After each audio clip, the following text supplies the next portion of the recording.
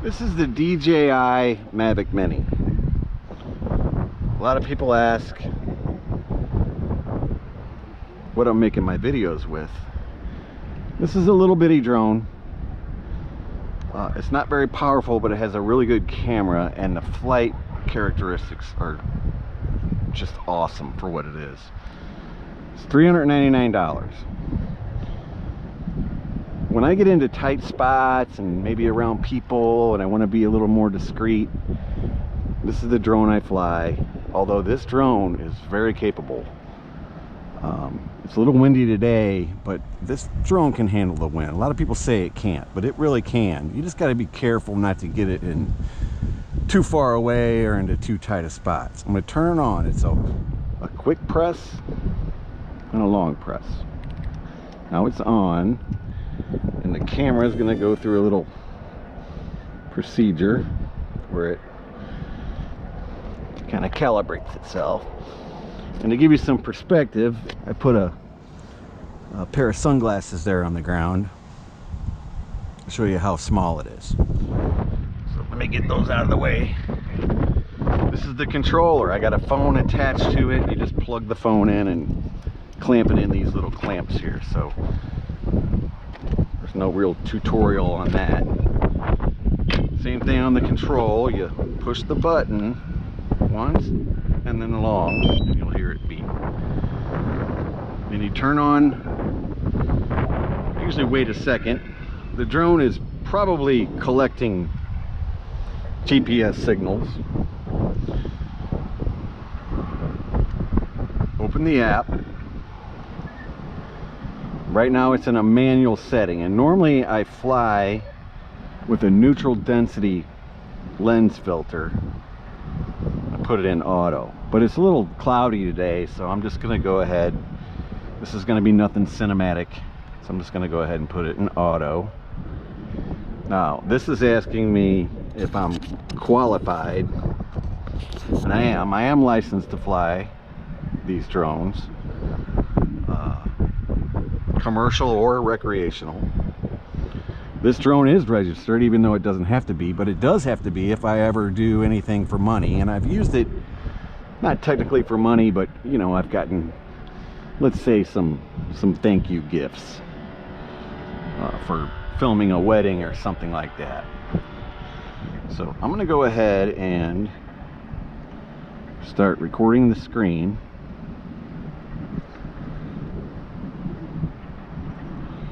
And we'll get her up in the air.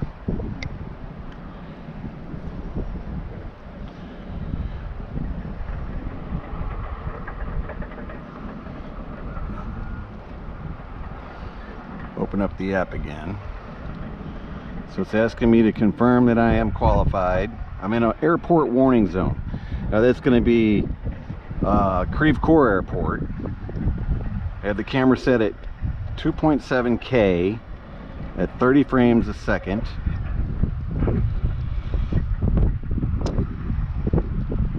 And it's on auto. I'm going to leave it on auto because this is more or less a demonstration and just something I'm doing to pass a little time. So to launch the drone, you can launch it out of your hand or you can launch it out of the ground, depending on if you were in some tall grass. You'd want to probably launch it out of your hand. I'll just go ahead and launch it off the ground. I touch this button over here on the left and I get that takeoff, push and hold, and the drone rises up.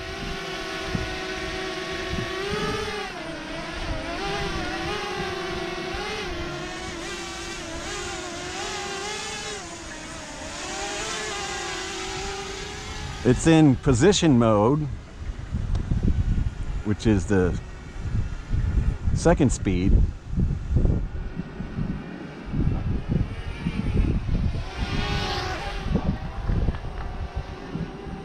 This drone doesn't have any obstacle avoidance.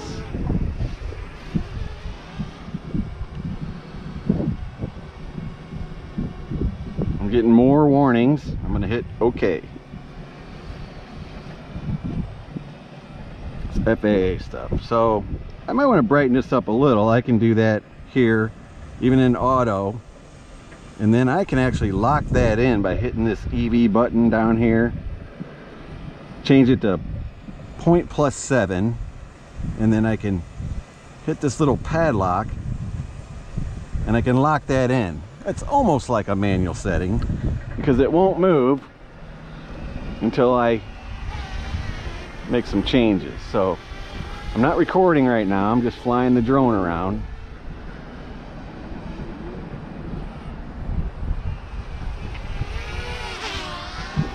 So in the second speed, this drone will go about, I think it goes around 20, maybe 22.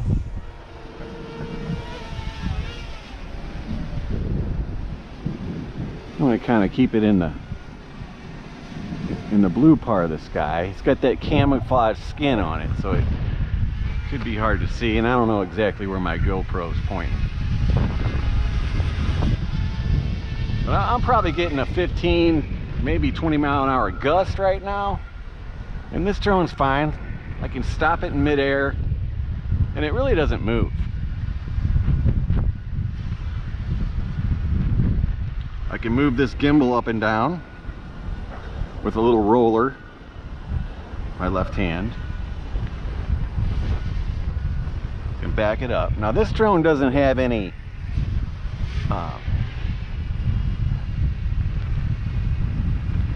it looks like the drone is getting blown, so it's a little tilted because it's fighting to go to my left. But the gimbal keeps the camera pretty straight. You can change that if you want the camera angle to tilt with the drone. You can change that in the settings. For this purpose, I don't think I'll do that, but you could go in here.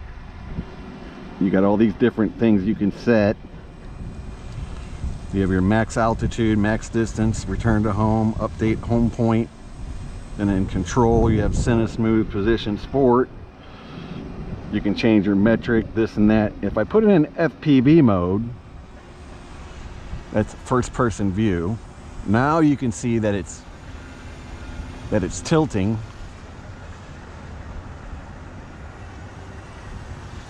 As the drone flies. Now if I go back into that and put it in the follow mode and do pretty much the same maneuvers,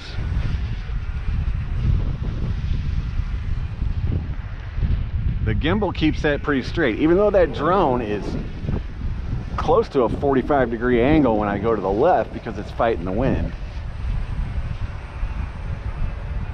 So in these windy conditions, you wouldn't want to fly this drone probably too far, because if it has to fight the wind to come back, it might not be able to do it, especially when you get up to the higher altitudes.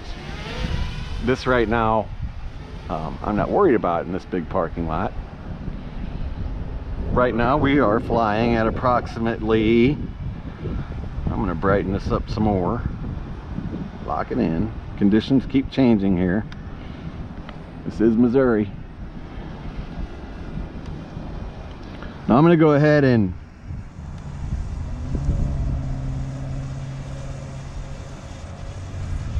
hit record.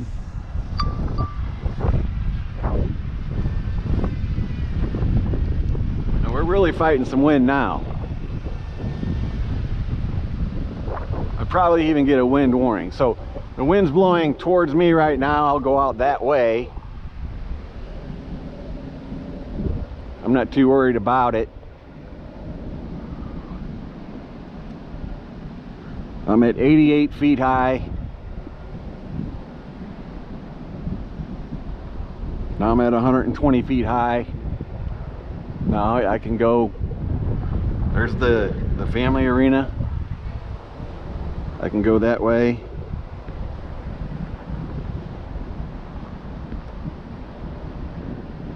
I can go sideways and you can kind of get a judge of, I got it in sport mode now, so it's moving at, well, it was moving at about 30.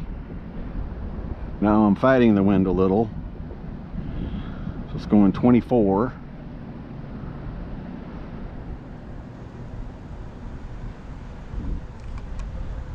That's as fast as it'll go right now. And if you look at the bottom left, see, in sport mode, when I rotate the drone, it goes very fast.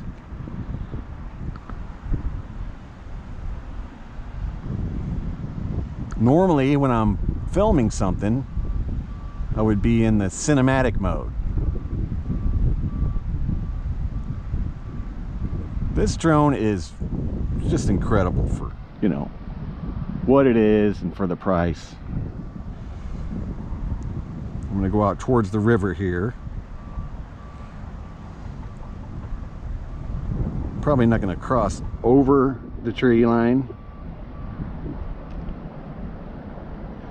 but I'm at 170 feet now. I'm just gonna fly sideways.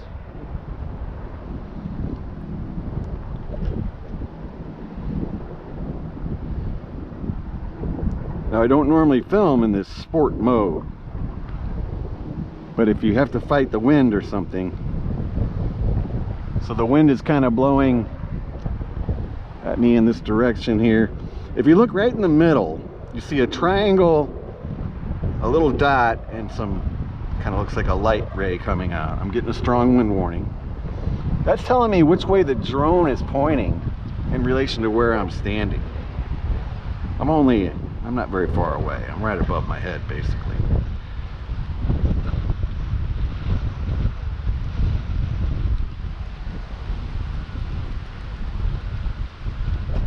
So if you kind of get lost, like right now, when it gets in the cloud, the darker cloud, I can't see it.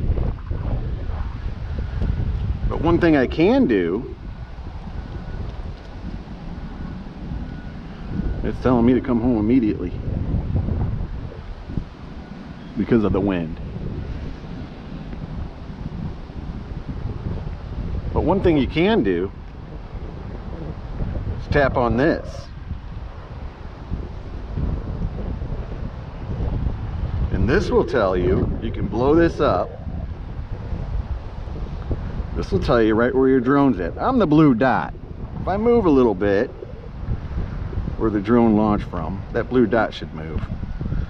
So it's setting the home point right at that yellow, but I'm the blue dot. So if I get lost, I can point that drone right back at that yellow and fly right towards that yellow H. And now I am 14 feet. So I'm right above my head. I can't see it. And I can't tilt my head back that far, but I know where it's at. I can hear it. It's right above me. There it is. Bring it down.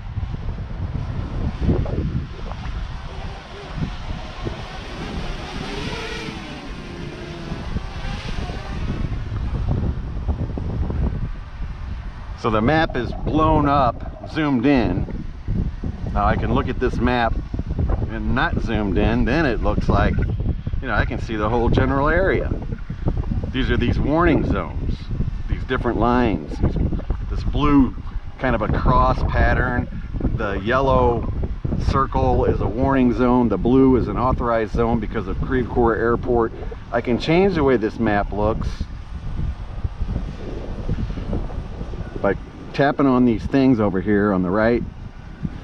I can change it to my north, my magnetic north, and I can look at a standard, a satellite, or a mixed. Let's look at a mixed. That's what that looks like. Now I can remove these, some of these things to get them out of my view. Now I can look at a straight up satellite map, just like you would on Google. I can clear that by getting rid of some of these. Now, so it's just like Google. You can zoom in, and you can fly your drone just by that.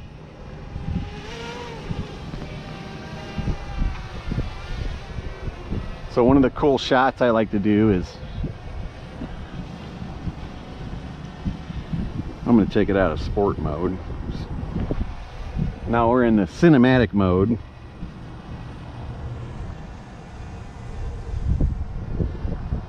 You can get up really close to something, but this doesn't have any obstacle avoidance, so you got to be careful, especially when it's windy. And then, you know, it's like a reveal shot. Just go straight up.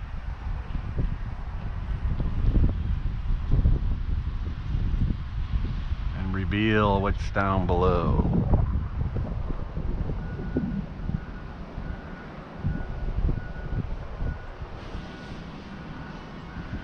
This would be the mode I would normally film in. If I wanted to film that water, I would lower the drone.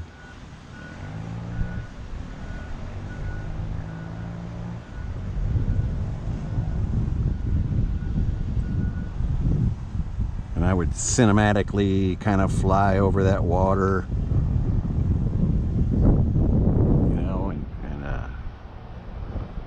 Turn, but I would probably go sideways and turn at the same time, or go backwards, go up.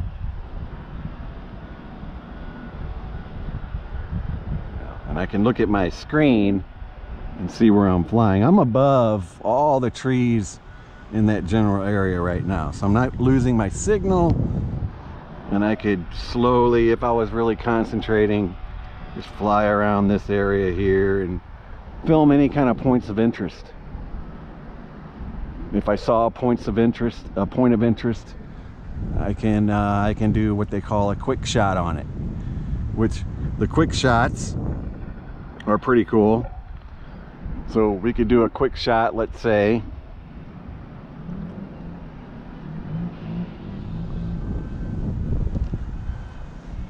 on this light here. Get above that light, focus in on that. Might not be enough contrast on that.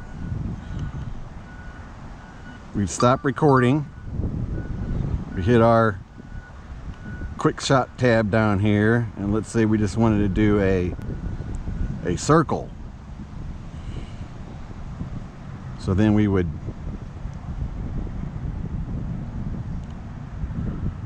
turn the drone to the light, kind of highlight that light. It's not really locking on to that because there's not enough contrast. So let's bring it over here and we can do it on me or my car.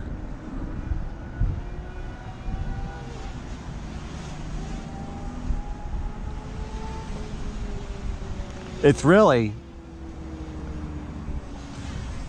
more or less a selfie function. You can see the, let me take this off of that lock.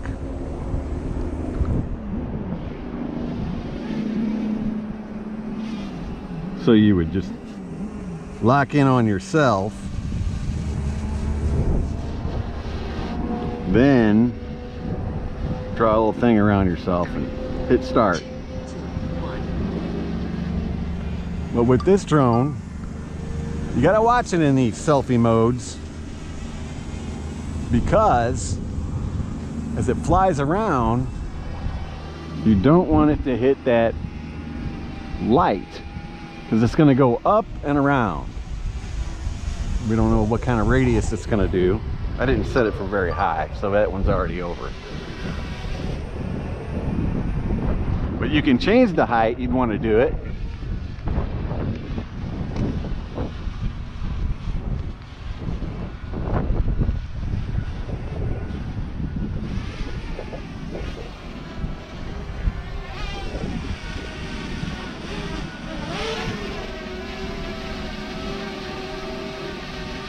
So you click circle, quick shot, circle.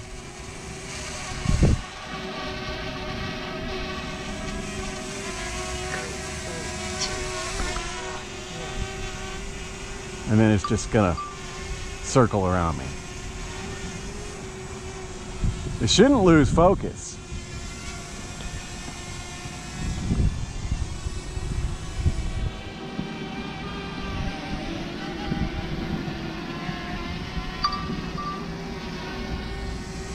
Then a lot of times in my footage, okay, here's what's called a helix. A lot of times in my footage, I would just use the, you know, just a portion of that. 3, 2, 1. So it's gonna do its helix, start doing its helix.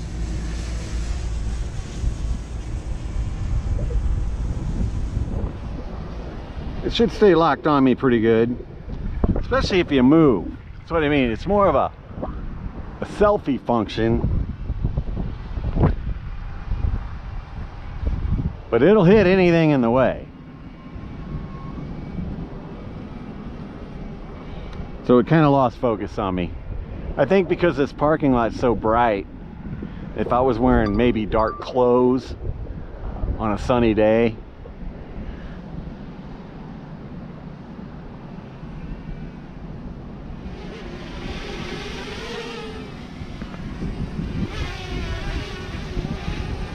so my battery's about to die here, or it's getting low enough to where I want to change it. I'm going to change the battery, and I'll show you a couple other functions of the drone. I'm going to land it. You can, you know, land it in your hand.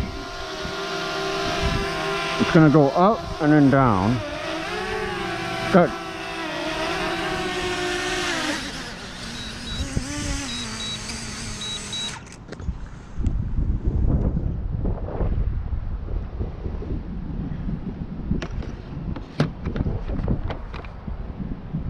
It has bottom sensors on it, so when you first put your hand up underneath there,